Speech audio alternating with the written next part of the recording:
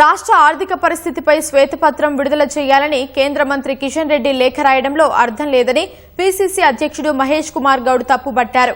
కేంద్రానికి పన్నుల రూపంలో చెల్లించిన మొత్తం ఎంత, కేంద్రం రాష్ట్రానికి ఇచ్చింది ఎంతో కిషన్ రెడ్డి చెబితే బాగుంటుందని హితవు పలికారు. రాహుల్ గాంధీ ఇల్లు ఖాళీ చేయిస్తే ఉండేందుకు ఇల్లు లేదన్న సీఎం వ్యాఖ్యలను ప్రతిపక్షాలు భూతద్దంలో చూస్తూ అసత్యాలు ప్రచారాన్ని చేస్తున్నాయని ఆక్షేపించారు. సంక్షేమ అభివృద్ధి కార్యక్రమాలపై దృష్టి పెట్టామని, హింస ఏ రూపంలో జరిగినా కాంగ్రెస్ మద్దతు ఇవ్వదని స్పష్టం చేశారు. ఆపరేషన్ కగార్ను తాము సమర్థించలేమని తెలిపారు. నక్సల్స్ హింసను వీడి ప్రజా జీవనంలోకి రావడం శుభపరిణామమని పేర్కొన్నారు. ప్రధాని మోదీ అన్నింటా వైఫల్యం చెందారని, రాబోయే కాలంలో రాహుల్ గాంధీ ప్రధాని కావడం ఖాయమని జోస్యం చెప్పారు.